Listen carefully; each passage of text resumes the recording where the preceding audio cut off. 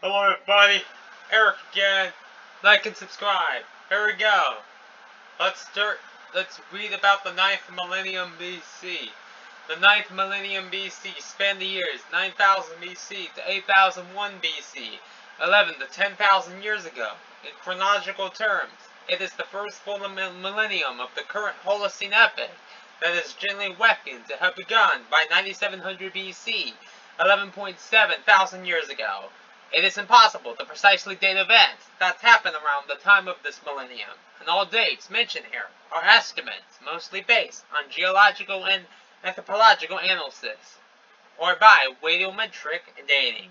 In the Near East, especially in the Fertile Crescent, the transitory Epiphytic age was gradually superseded by the Neolithic, with evidence of agriculture across the Levant to the Zagros Mountains in modern-day Iran. The key characteristic of the Neolithic is agricultural settlement, albeit with wooden and stone tools and weapons still in use.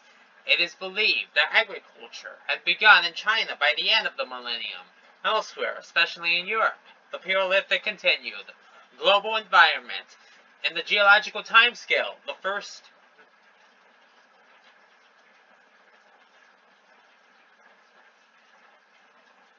global environment.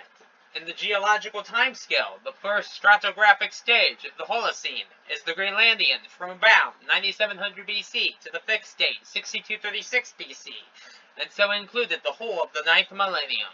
The starting point for the Greenlandian has been correlated with the end of the Younger Dryas and a climate shift from near glacier to interglacier, causing glaciers to retreat and sea levels to rise. It has been estimated that the Bering Land Bridge was inundated around 8500 BC by the rising sea levels, so that North America and Asia were again separated by the waters of the Bering Strait and the Chukchi Sea. It is generally believed that there was a migration across the land bridge from eastern Siberia into North America during the last glacial maximum. Sometime after the American glaciers melted, these peoples expanded southward into the wider continent to become the Native Americans. After the land bridge was inundated by the rising seawater, no further migration was possible from Siberia. During the millennium, there were 3 known volcanic eruptions which registered magnitude 5 or more on the Volcanic Explosivity Index, VI. These were at Leonido, aka Lirong, Zhejiang, an island east of the Korean peninsula, about 8750 BC. Grimsvund, northeast Iceland, about 8230 BC. And Topokudera, New Zealand, about 8130 BC. The biggest eruption was at Grimsvund, VEI 6, producing some 50 kilometers to the 3.6 miles of tephra.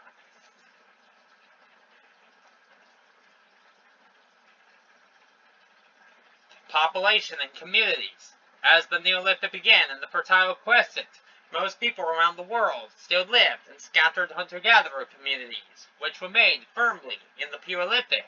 The world population was probably stable and slowly increasing. It has been estimated that there were some 5 million people in 10,000 BC, growing to 40 million by 5000 BC, and 100 million by 1600 BC. That is an average growth rate of 0.27% per annum from the beginning of the Neolithic to the Middle Bronze Age.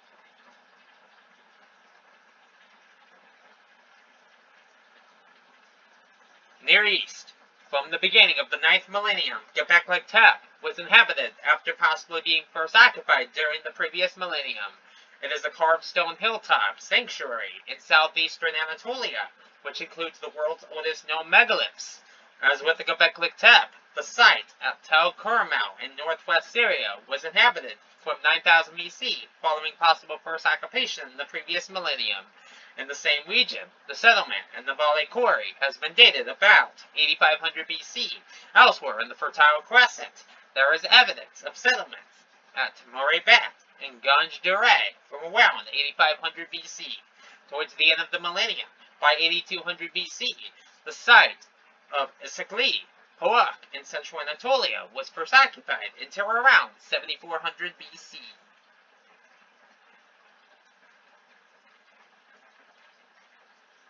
Europe. It is believed that European sites settled before 8500 were still Paleolithic, or at best Mesolithic communities.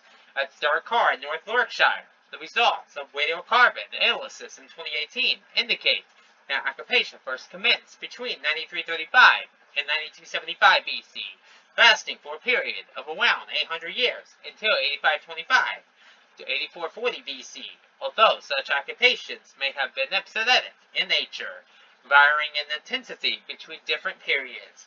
Archaeological excavations at Quamon in prehistoric Scotland have uncovered evidence of habitation dating to around 8500 BC. Another settlement may have been established at Earl in Denmark. Japan. In Japan, the Jomo culture had probably been established by small communities on the Pacific side of Honshu by this time. The word means cord pattern, referring to the distinctive pottery of the period.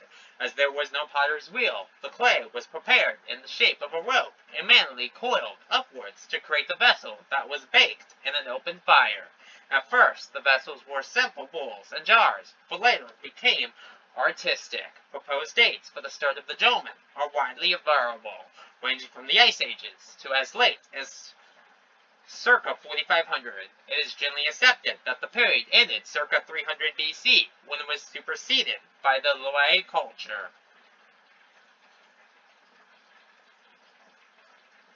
Americas. In North America, the Paleo-Indian Clovis culture is believed to have ended around 8800 BC, having fathered numerous local variants.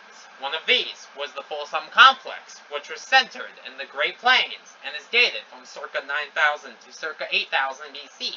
The people were hunter-gatherers who hunted the now extinct bison entercruise. In Patagonia, the Fowls tradition prevailed through the millennium at Quivavao. Another Paleo-Indian site in the region is the Las Cuevas Canyon near Las Todos, Santa Cruz, where rock art has been found. In Central America, remains of 3 prehistoric human fossils have been discovered since 2006 in the cave system at Chain Hole in Quintana Roo, Mexico. All have been dated to around the 9th millennium. Early warfare. Evidence of a pursuer to warfare has been found at Natarak in Kenya. Remains of at least 27 individuals have been found and dated to 7550 to 8550 BC.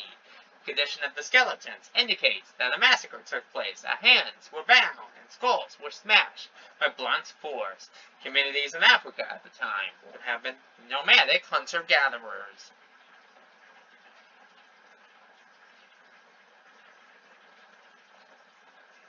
Rise of agriculture. The Natovian culture continued to prevail in the Levantine and Upper Mesopotamian areas of the Fertile Crescent, with their most significant site at Jericho, Tell al-Sultan in the Jordan Valley. The Natovian people had been sedentary or semi-sedentary through the 10th millennium, even before the introduction of agriculture. By about 8500 BC, the Natovians were harvesting wild wheat with flint-edged sickles. It was around that time, or soon afterwards, that the wild wheat crossed with the natural goat grass to form emmer, the seeds of which could scatter in the wind to spread naturally.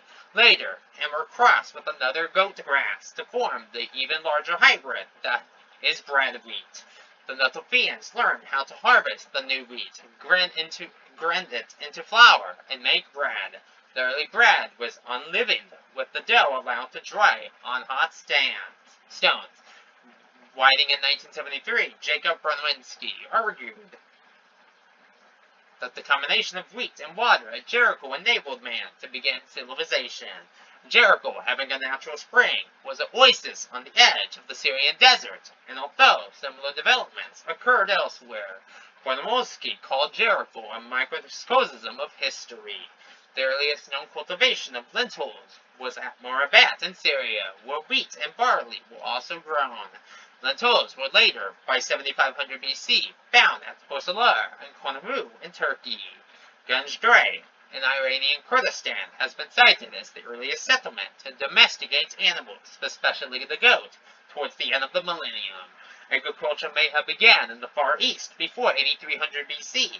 The estimated date for the earliest cultivation of common millet, Proso millet, Punsicum malacosium, and foxtail millet, Sartorio italica, were important crops beginning in the early Neolithic of China.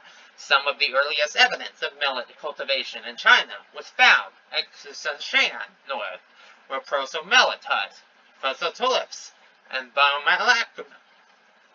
biomechanical components have been identified around 10,300 to 8,700 years ago in storage pits, along with remains of pit houses, pottery, and stone tools related to millet cultivation.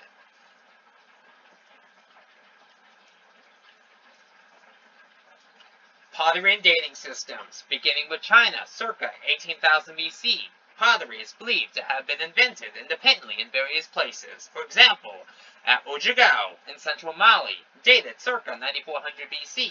These early innovations were probably created accidentally by fires lit on clay soil.